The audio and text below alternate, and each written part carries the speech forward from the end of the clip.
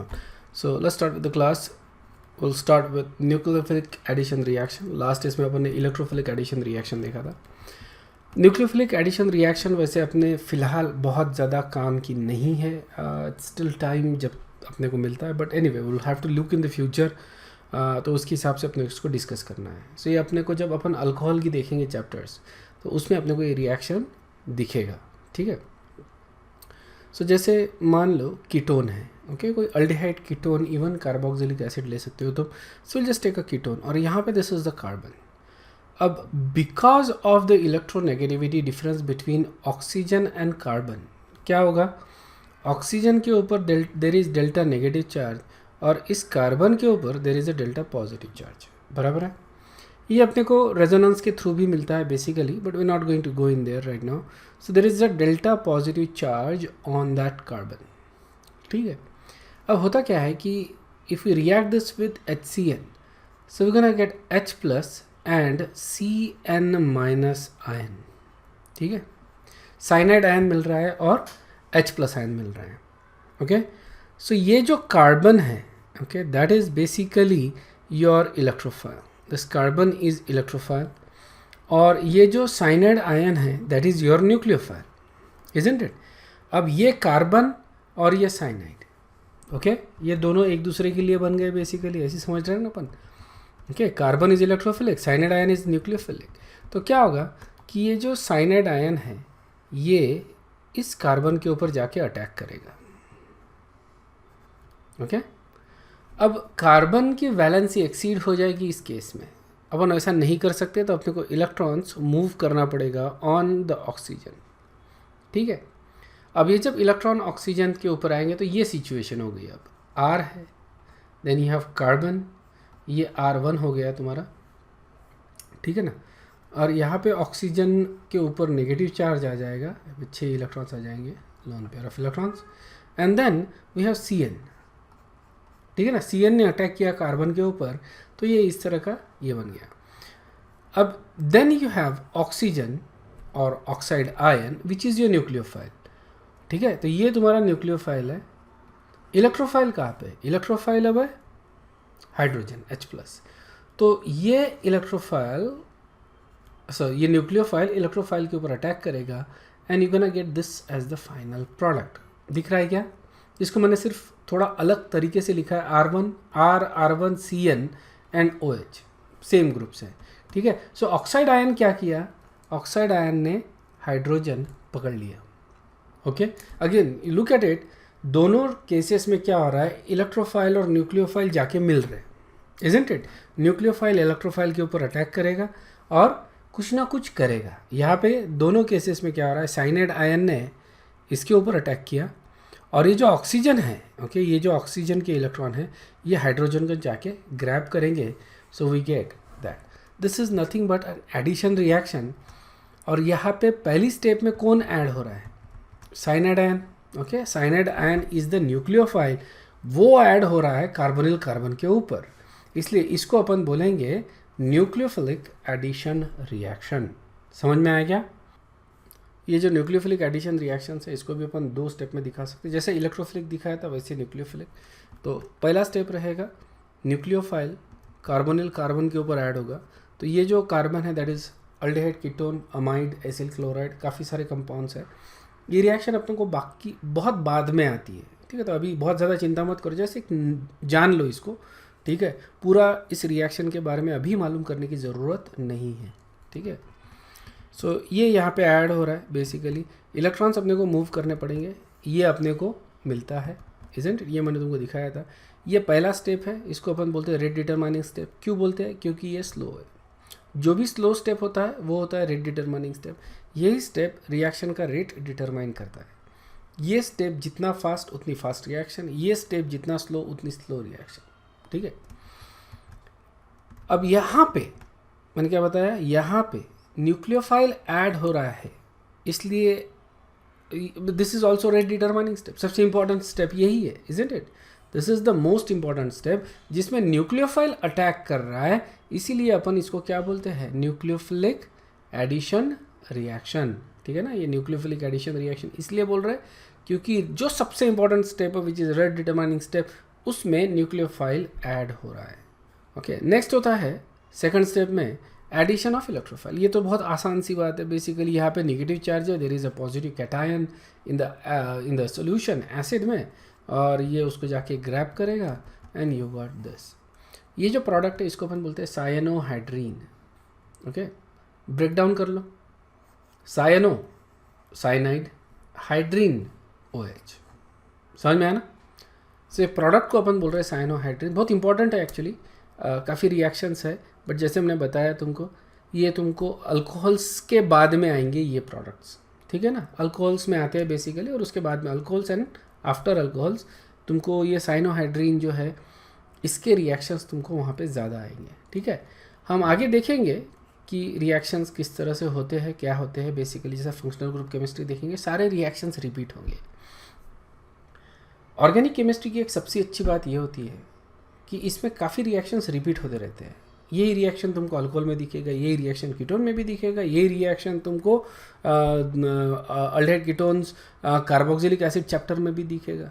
Alright, so it's very repetitive. काफ़ी reactions repeat होते हैं। जिसको ये सेंस है कि रिएक्शंस रिपीट हो रहे हैं, उसके लिए ऑर्गेनिक केमिस्ट्री आसान है, बिकॉज नाउ ही नोज कि ये रिएक्शन मैंने देखी है, मेरे को याद है, I don't need to focus on it. जिसको ये सेंस नहीं है कि जैसे काफ़ी बार क्या होता है कि we study things but we don't remember exactly कहाँ से स्टडी कर रहे हैं, कहाँ से स्टार्ट किया, कहाँ पे ख़त्म करना है, क्या मतलब कौन से डायरेक्शन में जा रहे हैं, ये अपने को मालूम नहीं होता है। जिसको ये सेंस होता है कि हमने क्या पढ़ा है पहले और अब आगे क्या पढ़ने वाले हैं, ये जिसको ये सेंस होता है उसके लिए ये बड़ी आसान से हो जाते हैं फिर, बिकॉज ही नोज अरे ये रिएक्शन तो वो चैप्टर में थी, वो तो मेरे को करने की नहीं है। नेक्स्ट रिएक्शन देखता, अरे ये भी रिएक्शन हो चुकी है, उसकी नेक्स्ट वाली रिएक्शन देखता, अरे ये भी रिएक्शन हुई है। फिर जो रिएक्शन नहीं हुई है उसी के ऊपर फोकस करेगा, तो वो रिएक्शन बहुत अच्छे से होगी, इजंट इट। काफ़ी स्टूडेंट्स का प्रॉब्लम क्या होता है, उनको रिएक्शन ध्यान में नहीं रहती, कि ये ध्यान में नहीं रहता कि एक पढ़ी है करके, तो हर बार वो रिएक्शन देखते हैं, so they don't know, they don't have sense कि ये रिएक्शन हुई, तो उनके लिए ये रिएक्शन नहीं होती है, तो फिर से उसी के ऊपर उतना ही टाइम वो स्पेंड करते हैं। फिर एक हाथ दो चैप्टर आगे जाते हैं, फिर से वही रिएक्शन रिपीट होती है, but they don't know. Okay, उनके लिए तो ये रिएक्शन नया है, they have seen it but they don't remember, they don't recall, तो they spend again same amount of time. तो ऐसे स्टूडेंट्स में they have a huge difficulty with organic chemistry. मैं तुमको ये पहले से ही बता रहा हूँ, ठीक है ना। सो ऑर्गेनिक केमिस्ट्री थोड़ा सा सेंसिबल सब्जेक्ट है, अगर तुम दिमाग जगह पे रख के, ठीक है, करो तो ये तुम्हारा अच्छे से होगा। और कैसे करना है मैं तुमको आगे बताऊंगा जब हम फंक्शनल ग्रुप केमिस्ट्री स्टार्ट करेंगे, ठीक है ना। तो किस तरह से इसको स्टडी करना है, किस तरह से ये फॉलो करना है, इसकी एक टेक्निक मैं तुमको बताऊँगा। वो टेक्निक तुम अगर फॉलो करोगे तुमको ज़्यादा तकलीफ नहीं जाएगी। ओके, ठीक है। This is actually a fast step, ये जो स्टेप है this is a very fast step. So fast रहने की वजह से इसका रेट के ऊपर कोई असर नहीं होता। Okay, it does not affect the rate of this reaction and that is the reason why this reaction has nothing to do with the rate or speed of the reaction. Okay, this is a very fast step. So first step is the rate determining. Second step is just protonation step. समझ में आया ना। सो ये हो गया तुम्हारा nucleophilic addition reaction. अब जो अपन देख रहे हैं वो सब्सटीट्यूशन रिएक्शन। देखो अभी तक अपन ने एडिशन रिएक्शंस देखे, उसमें दो तरह के थे, इलेक्ट्रोफिलिक और न्यूक्लियोफिलिक, ठीक है। और ये अपने को आने वाले हैं जैसे एडिशन रिएक्शंस जो अपन ने देखे, इलेक्ट्रोफिलिक एडिशन रिएक्शन, ठीक है ना, वो अपने को आएंगे अल्कीन्स और अल्काइंस चैप्टर में, और बहुत ज़्यादा कॉमन है वहाँ पे, तो ये बहुत ज़्यादा तुमको एग्जांपल्स वहाँ पे मिल जाएंगे तुमको। Electrophilic addition reaction, nucleophilic addition reactions ये आते हैं अल्कोहल्स, अल्डेहाइड एंड कीटोन्स ये चैप्टर में, तो वहाँ पे उसके तुमको बहुत सारे एग्जांपल्स मिल जाएंगे, ठीक है। नेक्स्ट आता है सब्सटीट्यूशन रिएक्शन। ये जो रिएक्शंस है ये बहुत ज़्यादा कॉमन है in various different functional groups, ठीक है। तो इसके तुमको बहुत ज़्यादा examples all over organic chemistry मिल जाएंगे। तो अपने को इसको समझना है, बेसिकली इसके टाइप्स होते हैं, वो टाइप्स ही अपने को देखना है। सब्सटीट्यूशन और एलिमिनेशन रिएक्शंस, इसके ऊपर काफ़ी ज़्यादा क्वेश्चंस पूछे जाते हैं, तो ये थोड़ा सा ध्यान से सुनो और इसको अच्छे से करो, ठीक है। सो जैसे मैंने कोई सबस्ट्रेट ले लिया, this is our substrate, R is a alkyl group and L is basically the living group, okay, and G is some reagent, ठीक है। So G is, you can say, is a nucleophile, okay, is a nucleophile, that is the one that is going to attack on this, ठीक है। तो ये कर रहा है। So anyway G is some group, okay. अब होगा क्या कि ये एल को डिस्प्लेस करेगा, ओके, रिप्लेस करेगा, इजंट इट। तो ये हो गया सब्स्टिट्यूशन रिएक्शन, सिंपल है, isn't it. This is a very simple type of substitution reaction. अब क्या करते हैं अपन, ये जो सब्स्टिट्यूशन रिएक्शन है उसके बारे में जितना जानना है उतना जानते हैं, क्योंकि this is as said is a very important type of reaction, ठीक है। So obviously we need a good leaving group substitution में, इजंट इट, क्योंकि अगर लिविंग ग्रुप अगर जाएगा ही नहीं, जैसे अपना ये लिविंग ग्रुप था, ओके, और इसको मैं सब्स्टिट्यूट कर रहा हूँ with some group G, some reagent G, तो अपने को क्या मिल रहा है, आर जी प्लस एल। तो एल क्या है अपना, लिविंग ग्रुप, इजंट इट। तो अपने को लिविंग ग्रुप ऐसा चाहिए जो छोड़ के जाए, ओके। और कौन सा लिविंग ग्रुप गुड होता है, मैंने तुमको एक बेसिक ऑर्गेनिक केमिस्ट्री में तुमको लिस्ट दिया था leaving ability of the groups, ठीक है, ध्यान में रखना। Nitrogen is the best leaving group and fluorine वोरीन जो होते हैं these are strong bases, these are poor leaving group, जैसे OH माइनस हो गया, फ्लोरीन हो गया, दीज आर पुअर, ये नहीं छोड़ते, मतलब इनका रिएक्शन नहीं होगा। जिसका लिविंग ग्रुप अच्छा है उसका रिएक्शन जल्दी होगा, ओके। तो जैसे हैलोजेंस में देखा जाए तो हैलोजेंस में chlorine, bromine, iodine, these are actually very good leaving group, और लिविंग एबिलिटी इस तरफ इंक्रीज होती है, ओके। मतलब अल्किल आयोडाइड लिया तो उसका रेट ऑफ रिएक्शन सबसे फास्ट रहेगा, अल्किल क्लोराइड लिया तो सबसे स्लो रहेगा, और फ्लोराइड अगर लेता हूँ तो it is also going to be even more slower than that, ठीक है ना। फ्लोराइड का जो रिएक्शन है, फ्लोराइड, उसका रिएक्शन और भी ज़्यादा स्लो होगा। So the question is why, right. Now remember that living group must leave, ये जाएगा नहीं तो उसकी जगह दूसरा आएगा नहीं, isn't it? अब जाने के लिए सबसे खास प्रॉपर्टी जो होती है इसकी, वो होती है it should be a weak base, मतलब ये छोड़ने के बाद जो बन रहा है that should actually be weak base. Weak base है तो ही तो छोड़ेगा, स्ट्रॉन्ग बेस तो छोड़ेगा नहीं, स्ट्रॉन्ग बेस स्ट्रॉन्ग बॉन्ड बनाएगा, isn't it? वीक बेस चाहिए अपने को जो लिविंग ग्रुप है, and these are all weak bases, ठीक है। तो जनरली जो कंपाउंड्स हैं, ओके, कौन से किस टाइप के रिएक्शंस में अपने को इस तरह का सब्स्टिट्यूशन मिलता है, सब्स्टिट्यूशन रिएक्शन मिलता है, ठीक है। So we obviously need good leaving group. तो जैसे अल्किल हैलाइड्स हो गए, अल्कोहल्स हो गए, यहाँ पे रिएक्शंस बहुत कॉमन है, ओके। यहाँ पे RX and this is ROH। ना OH is not a very good leaving group, लेकिन मैं इसको कन्वर्ट कर सकता हूँ इनटू वाटर एसिडिफिकेशन करके। This is nothing but a protonated alcohol, जैसे प्रोटोनेटेड वाटर होता है ना, H2O है और H3O प्लस है, इसको अपन हाइड्रोनियम आयन बोलते हैं, या फिर प्रोटोनेटेड वाटर है ये बेसिकली, ओके। उसी तरह से यू हैव प्रोटोनेटेड अल्कोहल, ठीक है। उसमें water is the leaving group, जब जाएगा, इजंट इट, तो क्या होगा, ये पोर्शन जब निकलेगा तो वाटर ही तो बनेगा, so water is the leaving group यहाँ पे, isn't it. So that is, so we can convert alcohol into protonated alcohol, और अब इसका रिएक्शन फास्ट होगा, ओके। तो यहाँ पे ये रिएक्शंस अपन देखेंगे अल्किल हैलाइड्स और अल्कोहल्स में बहुत कॉमन रिएक्शंस है। In fact we gonna see this reactions at various different places all over the organic chemistry, बहुत कॉमन रिएक्शंस है ये। उसके बाद आता है अरोमेटिक कंपाउंड्स, ये थोड़े स्पेशल टाइप की रिएक्शंस होती है, ठीक है। इसको स्पेशल इसमें ही अपन डिस्कस करेंगे बेसिकली, बट अरोमेटिक कंपाउंड्स हो गए जैसे बेंजीन हो गया, ओके। अब बेंजीन में यहाँ पे 6 हाइड्रोजन्स होते हैं, यस। मैं क्या कर सकता हूँ, किसी एक हाइड्रोजन को रिप्लेस कर सकता हूँ विथ सम अदर ग्रुप। तो जैसे मैंने कोई दूसरा ग्रुप ला लिया यहाँ पे, I can do that, isn't it. तो ये क्या हो गया, सब्स्टिट्यूशन रिएक्शन हो गया। तो अरोमेटिक कंपाउंड्स में बेंजीन या फिर उसके जो भी डेरिवेटिव्स है, डेरिवेटिव बोले तो बेंजीन टाइप के कंपाउंड्स, ठीक है, वो सारे इस टाइप के रिएक्शन जाएंगे जहाँ पे बेंजीन का जो हाइड्रोजन है उसको मैं रिप्लेस कर सकता हूँ सम अदर ग्रुप, ओके। जैसे हो गया मिथिल ग्रुप हो गया, अल्कील, कोई भी अल्कील ग्रुप हो गया, ठीक है, या फिर किसी हैलोजन के साथ रिप्लेस कर सकता हूँ, साइनाइड के साथ, नाइट्रो के साथ, अमीन्स के साथ, है ना, अलग अलग फंक्शनल ग्रुप के साथ मैं इसको रिप्लेस कर सकता हूँ, ओके। लेकिन ये रिएक्शंस जो होती है वो थोड़ी अलग तरीके से होती है। सो ये हम मतलब अरोमेटिक केमिस्ट्री में ही डिस्कस करेंगे इसको, so don't worry about it. इसका हम जो देखेंगे अभी, इसके बाद हाइड्रोकार्बन्स देखेंगे। हाइड्रोकार्बन्स में आता है alkanes, alkenes, alkynes and aromatic compounds. तो यहाँ पे जो आएगा तुम्हारा रिएक्शंस, ये टाइप के रिएक्शंस कवर हो जाएंगे। नेक्स्ट आता है कार्बोक्सिलिक एसिड या फिर उसके डेरिवेटिव्स। तो ये जैसे इस टाइप के रिएक्शंस है, सॉरी, ठीक है। OH अगर आता है यहाँ पे तो ये हो गया कार्बोक्सिलिक एसिड, और अगर कोई हैलोजन आ गया तो ये हो गया एसिल हैलाइड।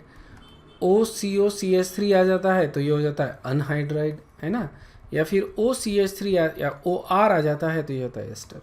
तो हो क्या रहा है, यहाँ पे कोई ग्रुप है, जैसे ये ग्रुप है, ओके, या फिर जस्ट लिविंग ग्रुप रखते हैं अपन। कार्बोक्सिलिक एसिड के केस में this is OH, acyl halide case में Cl या कोई भी हैलोजन। सो इस तरह से ये लिविंग ग्रुप है, इसको मैं रिप्लेस कर सकता हूँ, ठीक है। लेकिन ये भी रिएक्शंस तुमको कहाँ पे मिलेंगे, फिर ये रिएक्शंस तुमको मिलेंगे अल्कोहल्स, अल्डिहाइड, कीटोन्स, उधर मिलेंगे, okay. So we have quite a few time for this type of reactions. ये जो रिएक्शंस है ये अपन जनरली 12th में ही देखेंगे, ऐसा समझ लो तुम, ठीक है। जब 12th का सिलेबस स्टार्ट होगा तो 12th में ही अपन इसके रिएक्शंस देखेंगे। ये वाले जो रिएक्शंस ये 12th में देखेंगे। ये रिएक्शन अपने को 11th में रहते हैं बेसिकली इनके, तो ये अपन 11th में। अल्किल हैलाइड और अल्कोहल ये भी 12th में ही है, लेकिन इससे रिलेटेड कुछ रिएक्शंस 11th में आते हैं। बेंजीन और इसके डेरिवेटिव्स के रिएक्शन तो 11th में ही है, हाइड्रोकार्बन्स में है। Next is leaving group. Leaving group मैंने तुमको बताया, it has to be a good leaving group, okay.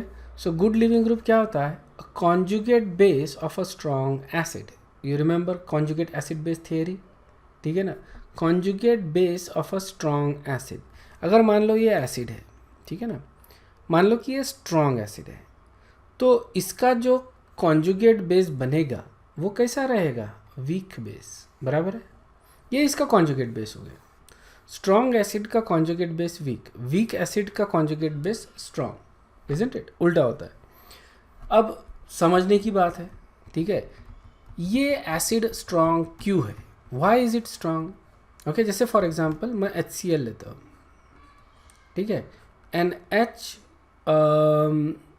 F लेता हूँ, F तो ठीक है, मतलब it's okay.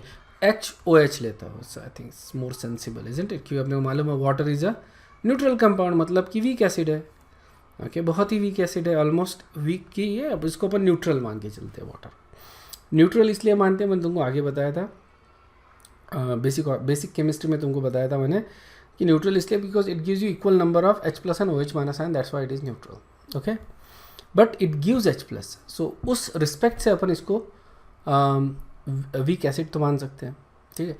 Now why is this HCl a strong acid, because remember Cl is a good leaving group, छोड़ रहा है हाइड्रोजन को, that's why this is a strong acid. OH कैसा है, it's a poor leaving group, छोड़ता नहीं है hydrogen को। हाइड्रोजन तो दोनों सब्सटेंस में कॉमन है ना, बराबर है। क्लोरीन हाइड्रोजन को छोड़ रहा है जल्दी, इसलिए ये हो गया स्ट्रॉन्ग एसिड, और OH हाइड्रोजन को छोड़ नहीं रहा है, इसलिए ये हो गया वीक एसिड, ठीक है।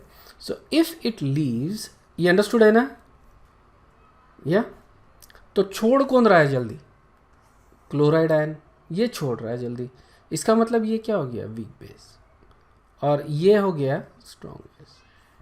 Strong base is a poor leaving group, weak base is a good leaving group. समझ में आया क्या। तो हमको चाहिए, ये वीक बेस है तो एसिड कैसा, उसका conjugate acid should be strong acid, okay. So essentially good leaving group is a weak base, it is a conjugate base of a strong acid. दोनों चीज़ें ध्यान में रखो तुम, okay, this one and this one, ये दोनों चीज़ें ध्यान में रखो, क्लियर है क्या, okay. This one and that statement, okay. ये पूरा ही वैसे good leaving group is a conjugate base of strong acid, good leaving group is a weak base. यहाँ पे उसी को एग्जाम्पल में एक्सप्लेन किया मैंने, alright. Note that it is very unlikely कि you will find this portion in any book, ठीक है। एटलीस्ट इस चैप्टर में नहीं मिलेगा, अगर मिला भी तो in many cases it is not in the book. ये मैंने एक्यूमुलेट किया है over a period of time, so remember this, या ये मेरे ही नोट्स में तुमको मिलेगा इस तरह से at least. So this is methane, this is ammonia, this is water, and this is HF acid, hydrofluoric acid. What happens to the acidity? Okay, now if you look at it, methane क्या acidic है? CH4 acidic है क्या? नहीं. Okay, इसको अपन सबसे कम acidic compound मानेंगे, सबसे कम. Okay, of all the acidic compound, this would be one of the least acidic compound. समझ में आया? इसका मतलब ये जो CH3 पोर्शन है ये छोड़ेगा क्या हाइड्रोजन को? नहीं छोड़ेगा. ठीक है, छोड़ेगा नहीं. तो इसका मतलब इसका जो कॉन्जुगेट बेस बनेगा मीथेन का वो रहेगा ये, that is the conjugate base. तो ये कॉन्जुगेट बेस कैसा रहेगा? This is a very weak acid, बराबर है, वेरी वीक एसिड. तो ये बेस कैसा रहेगा? Very strong base. In fact this is actually one of the strongest base. समझ में आया क्या? Obviously we don't actually use this, we use something like butyl lithium की यूज़ करते हैं अपन. But some of the strongest bases are made from alkanes. समझ में आया क्या? Because remember this is very unstable. ये बहुत ज़्यादा अनस्टेबल है, isn't it? This is carbon anion basically, या carbon anion. This is very strongly basic. It wants to grab on to that hydrogen, बराबर है ना? ये हाइड्रोजन को अपने इलेक्ट्रॉन्स देना चाहता है, और जो इलेक्ट्रॉन देना चाहता है उसको अपन क्या बोलते हैं? Lewis base. This is basic. और ये स्ट्रांग क्यों है? क्योंकि ये बहुत जल्दी अपने इलेक्ट्रॉन्स देना चाहता है, that's why it is strong. अब देना चाहता है इलेक्ट्रॉन्स, तो क्या छोड़ेगा इलेक्ट्रॉन्स, मतलब छोड़ेगा हाइड्रोजन को? नहीं. इसकी टेंडेंसी क्या है? हाइड्रोजन को इलेक्ट्रॉन देने की, हाइड्रोजन छोड़ने की टेंडेंसी बिल्कुल नहीं है. Okay, as a result of that this is going to be a very weak acid. Methane is a very weak acid, और इसका conjugate base बनता है मिथाइड आयन. ओके, मिथाइड आयन ये बहुत ज़्यादा स्ट्रॉन्ग बेस रहेगा. देखो बेसिसिटी इंक्रीज हो रही है, एसिसिटी डिक्रीज हो रही है. ठीक है, very weak base, sorry very weak acid, तो very strong conjugate base. Okay, ये जो टेबल है ना इसको ध्यान में रखना, अच्छे से ध्यान में रखो इसको. ये तुम एज अ रेफरेंस करके कहीं पे भी यूज़ कर सकते हो. ठीक है ना, ऑर्गेनिक केमिस्ट्री में बहुत काम आएगा ये टेबल एज अ रेफरेंस करके. अमोनिया, ठीक है ना, अमोनिया, अमोनिया में NH2, इसको अपन बोलेंगे amide. Amide, it's not the amide group organic chemistry का, ये इनऑर्गेनिक का अमाइड आयन है. ओके, अमाइड आयन बोलेंगे इसको. So that is the group, that is the leaving group. Okay, ये भी छोड़ना नहीं चाहता, लेकिन इसकी छोड़ने की टेंडेंसी इससे कम है, CH3 से कम है. ठीक है, या फिर छोड़ने की टेंडेंसी ज़्यादा है बोलेंगे अपन. ठीक है, एनीवे. सो ये CH3 तो बिल्कुल छोड़ना नहीं चाहता, NH2 ठीक है, ओके, थोड़े मुश्किल से छोड़ भी देगा. तो इसका कॉन्जुगेट बेस बनेगा NH2. Okay, NH2 minus amide ion is the conjugate base. This is also a strong conjugate base, लेकिन weaker than this. Okay, basicity नीचे डिक्रीज होगी, एसिडिटी नीचे इंक्रीज हो रही है, तो कॉन्जुगेट बेसिस की बेसिसिटी ये क्या होगी? नीचे डिक्रीज होगी. समझ में आ गया? सो यहाँ पे हाइड्रोक्साइड आयन देखो, वाटर में OH minus ion.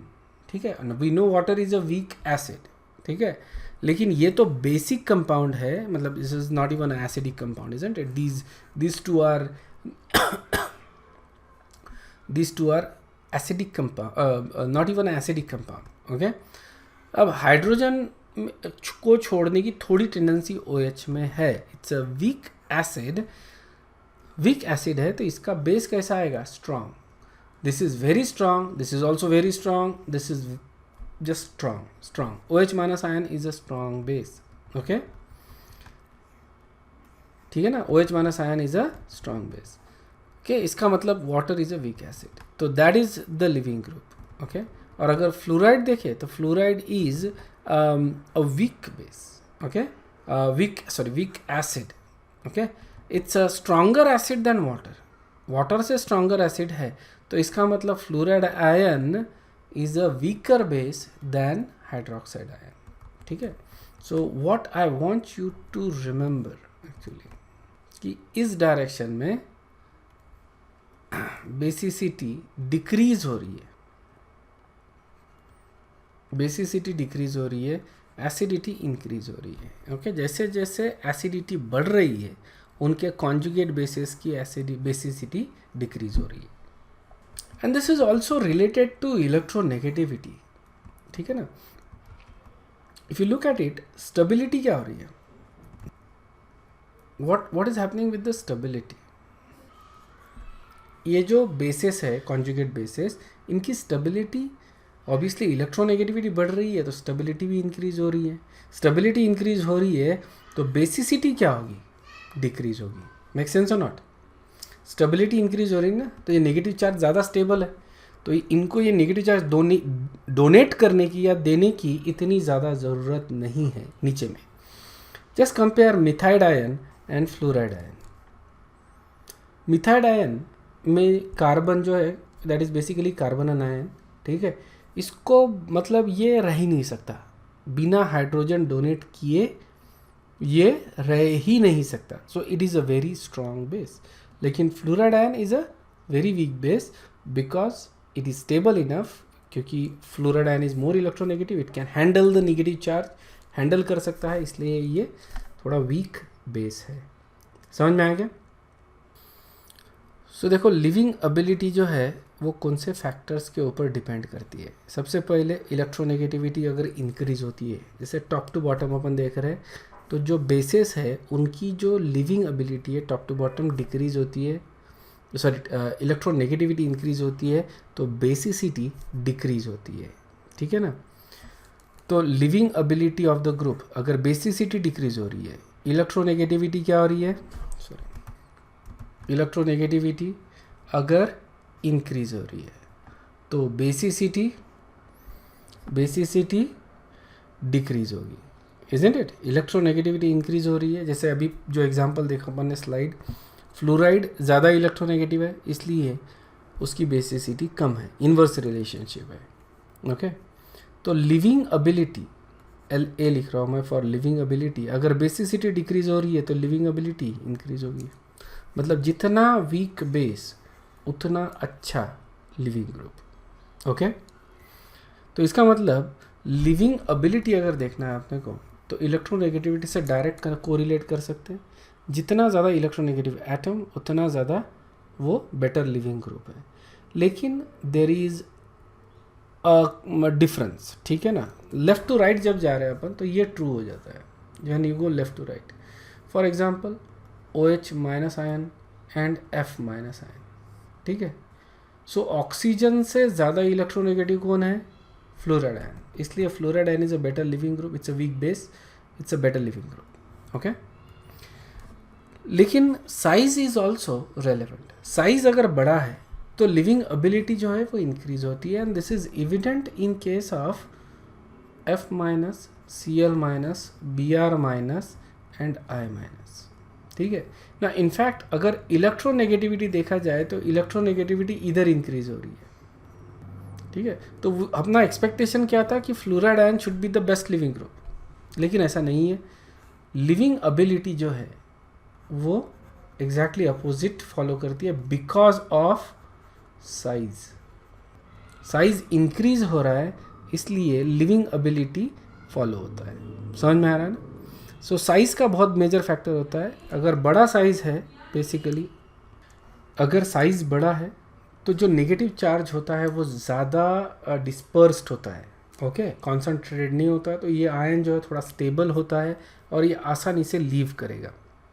Okay, so ज़्यादा electronegativity, in addition to that size should also be considered to depend to decide the leaving ability of the group. ज़्यादा इलेक्ट्रोनेगेटिव एटम और बड़ा साइज जिसका है, ऐसा element, ऐसा ग्रुप, ये बेटर लिविंग ग्रुप रहेगा। ओके, सो ये अपना तुमको बताया लिविंग एबिलिटी इस डायरेक्शन में इंक्रीज होती है। Iodide ion is a better leaving group. अब क्वेश्चन ऐसा पूछेंगे इसमें, यू आर गिवन, देखो जेई का क्वेश्चन है, RF पूछा है, RCl पूछा है, दिया है RBr एंड RI, इनके साथ मैंने कोई रिएक्शन किया, सबसे फास्ट कौन रिएक्ट होगा, अल्किल फ्लोराइड या अल्किल आयोडाइड या अल्किल क्लोराइड या ब्रोमाइड, बताओ। Iodide is a better leaving group, rate of reaction का ये ऑर्डर रहेगा, ये अपन आगे देखने भी वाले हैं, ठीक है।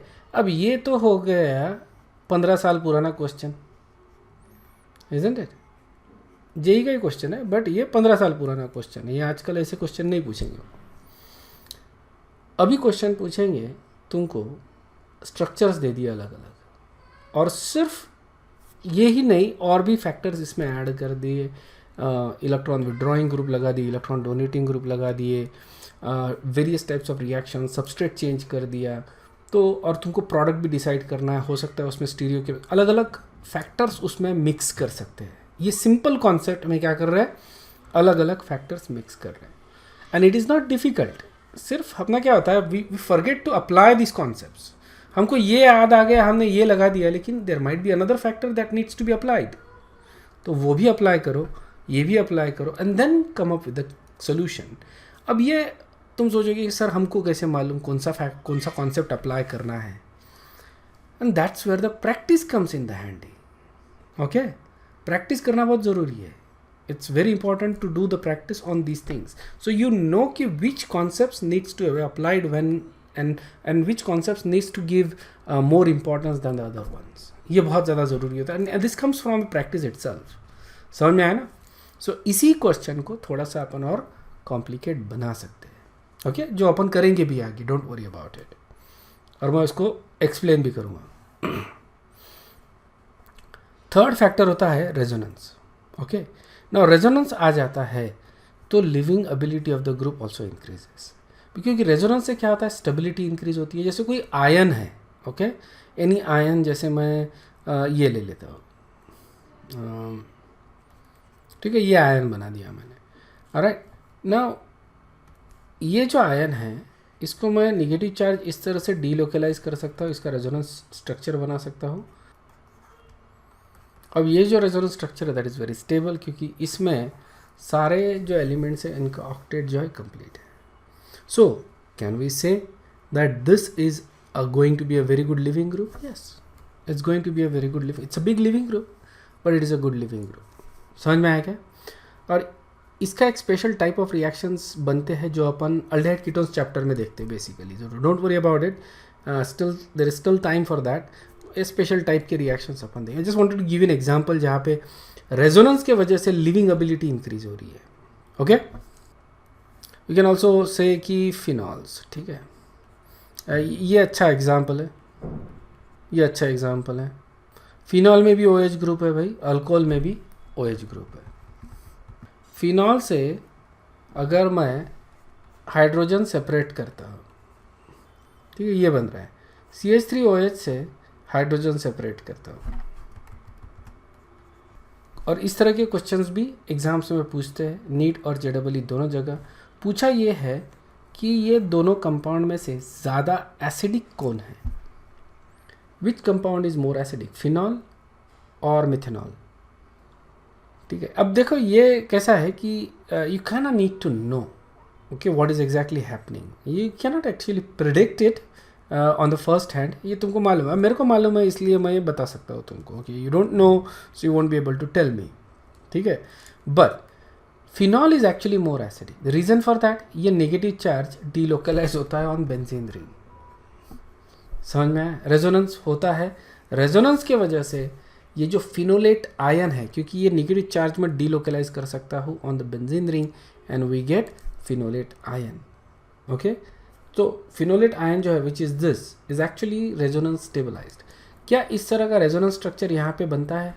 नहीं, इसमें रेजोनेंस नहीं बन सकता। So phenolate ion is more stable and methoxide ion is less stable. अगर ये मोर स्टेबल है तो ये जल्दी लीव करेगा। So can we say that phenolate ion is a good leaving group then methoxide ion? Yes. समझ में आ गया? रेजोनेंस के वजह से देखो फिनॉल की एसिडिटी बढ़ गई रेजोनेंस के वजह से, ऑलराइट, और phenolate ion becomes a good leaving group. समझ में आया क्या? So that's the way we need to think. Okay मैं तुमको बताऊंगा बेसिकली जो एसिड्स और बेसिस है इसके ऊपर बहुत ज़्यादा question, organic acids and organic basis, इनके ऊपर बहुत ज़्यादा क्वेश्चन पूछते हैं।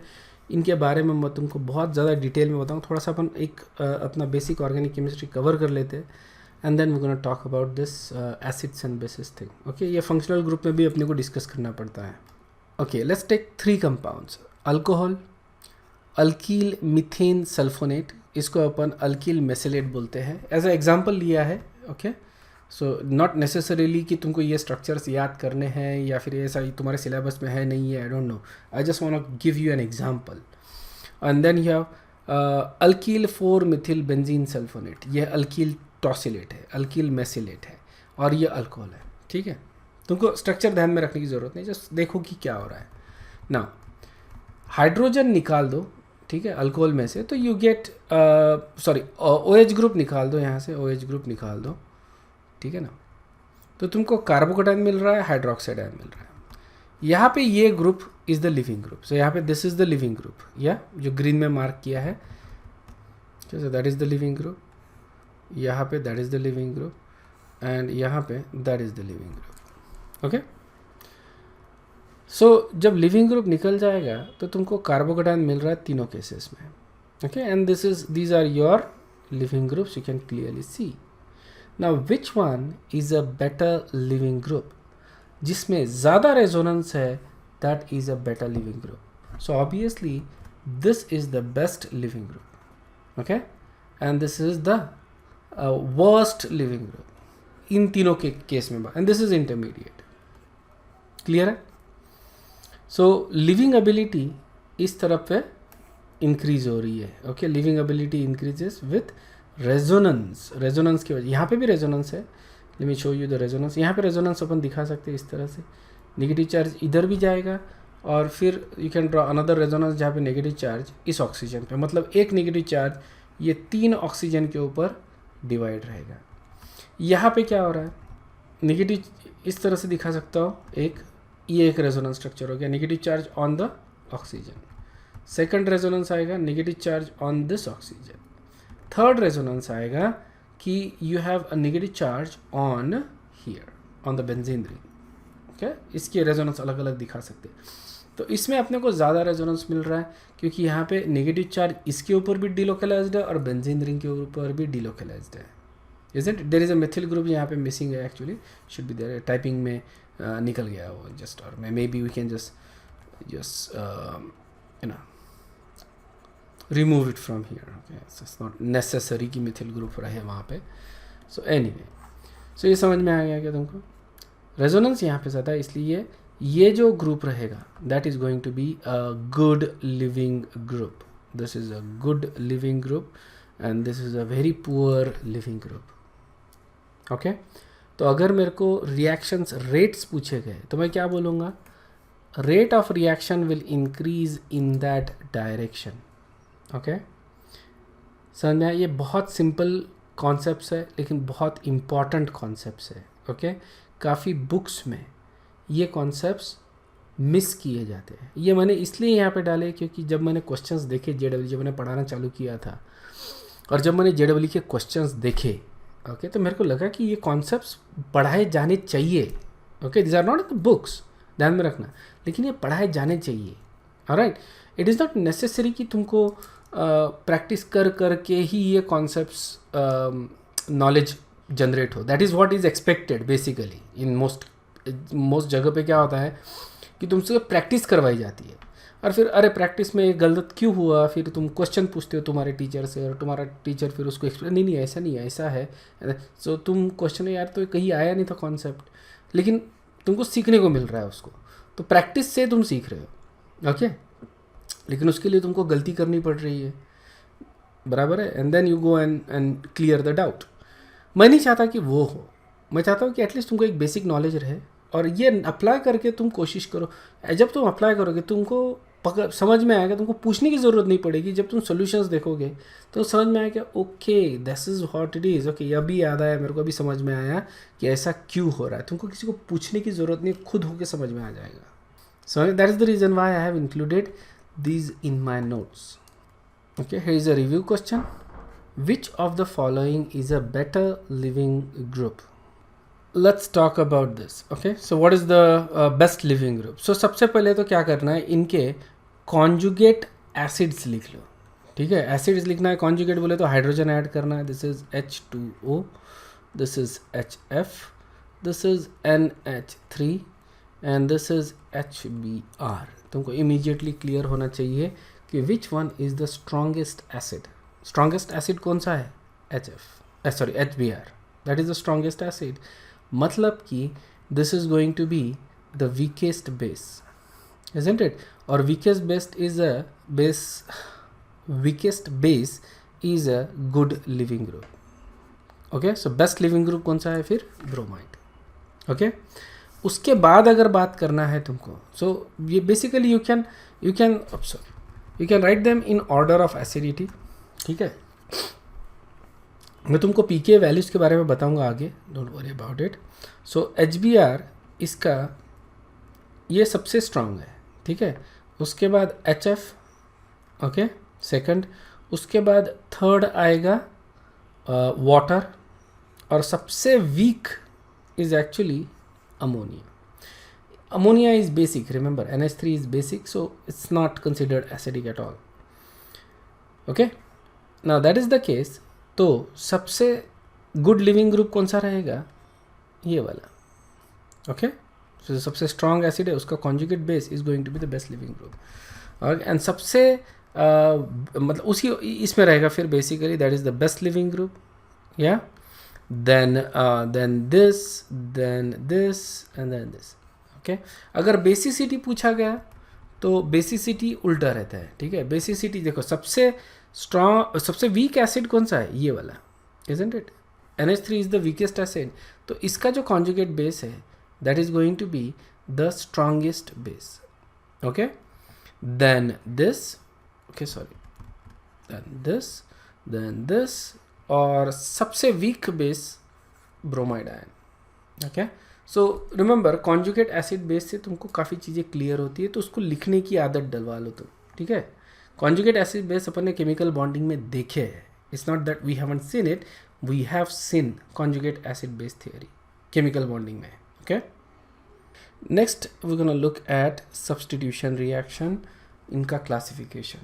Substitution reaction basically दो major type का होता है. एक तो होता है nucleophilic substitution और दूसरा होता है electrophilic substitution. सबसे common जो है वो है nucleophilic substitution. electrophilic substitution ये aromatic compounds में अपने को देखने को मिलता है. Okay, aromatic compound जैसे कि बेंजीन हो गया, बेंजीन एंड इट्स डेरिवेटिव. ठीक है, तो अपने को फिलहाल अरोमेटिक इलेक्ट्रोफिलिक सब्सटीट्यूशन को लेके चिंता नहीं है. ठीक है, अपना मेजर कंसर्न होता है क्योंकि ये बहुत ज़्यादा कॉमन होता है थ्रू आउट ऑर्गन. ये तो सिर्फ अपने को बेंजीन जैसे कंपाउंड में दिख रहा है, बराबर है ना. सो इसको अपन we are not concern about this, and this is you know, you don't have to know a lot. This is quite easy to remember also. Difficulty अपने को जाएगी न्यूक्लियोफिलिक सब्सटीट्यूशन रिएक्शन में. सो ये अपने को अच्छे से अंडरस्टैंड करना है. So there are two types of nucleophilic substitution reaction, SN1 and SN2. दो टाइप के substitution reaction है. ठीक है, SN1 and SN2. समझ में आ गया? तो ये दोनों अपन देखेंगे. SN1 का लॉन्ग फॉर्म होता है यूनिमोलिकुलर न्यूक्लियोफिलिक सब्सटीट्यूशन रिएक्शन, और SN2 का होता है biomolecular nucleophilic substitution reaction. The difference अगर देखा जाए तो यहाँ पे यूनिमोलिकुलर डिफरेंस अगर देखा जाए तो यहाँ पे यूनिमोलिकुलर आ रहा है और यहाँ पे बायोमोलिकुलर आ रहा है. पढ़ते समय अपोजिट डायरेक्शन में पढ़ना है. Unimolecular nucleophilic substitution reaction. ठीक है ना, यहाँ पे कैसा पढ़ेंगे? Bimolecular nucleophilic substitution reaction. Understood है? ठीक है, I think I want to continue right now क्योंकि we don't have enough time for it. तो इसको अपन रोक देंगे यहाँ पे. ठीक है ना फिलहाल.